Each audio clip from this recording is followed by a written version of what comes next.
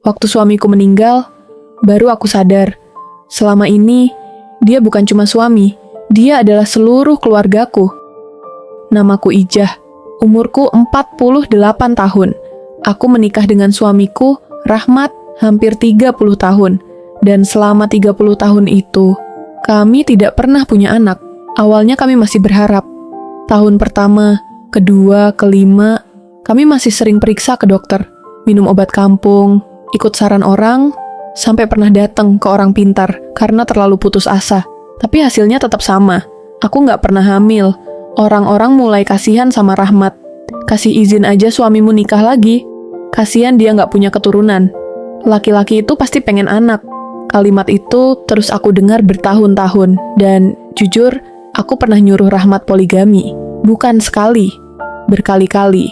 Karena aku takut dia menyesal hidup sama perempuan mandul seperti aku. Tapi setiap kali aku ngomong begitu, Rahmat cuma jawab satu kalimat. Aku nikah sama kamu, Jah.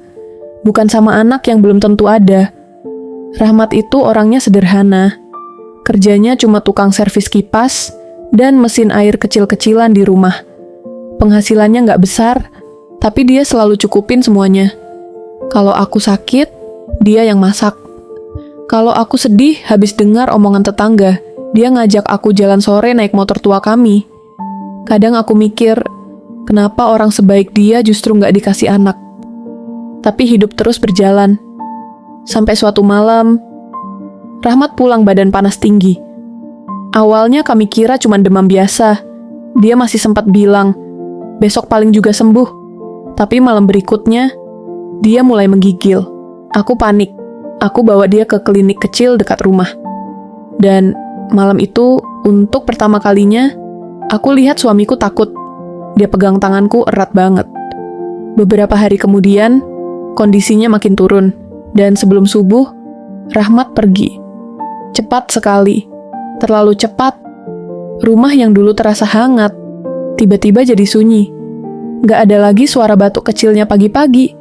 Gak ada lagi sandal tuanya di depan pintu. Dan yang paling menyakitkan, gak ada anak yang duduk menemaniku setelah pemakaman selesai. Semua orang pulang ke keluarganya masing-masing. Aku sendiri. Malam pertama setelah tahlilan selesai, aku duduk di ruang tamu sambil lihat kursi kosong tempat Rahmat biasa nonton TV. Aku nangis sendirian sampai sesak, lalu aku sadar sesuatu. Selama ini, aku terlalu sibuk merasa gagal karena tidak bisa memberi dia anak. Padahal Rahmat gak pernah sekalipun membuatku merasa kurang. Dia justru menghabiskan hidupnya untuk memastikan aku tetap merasa dicintai. Dan sekarang, orang yang paling menjagaku itu sudah gak ada. Hari ini usiaku 48 tahun. Aku tinggal sendiri di rumah kecil kami. Kadang aku masih ngomong sendiri seolah Rahmat masih ada di dapur. Kadang aku masih sengaja bikin teh 2 gelas, lalu sadar kalau sekarang nggak ada lagi yang minum gelas satunya.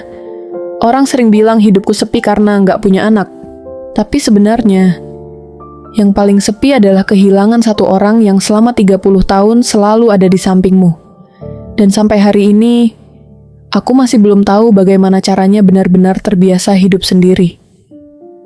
Pesanku, tidak semua keluarga lengkap harus punya anak. Kadang, cinta yang setia selama puluhan tahun sudah lebih langka daripada segalanya. Dan jangan tunggu kehilangan dulu.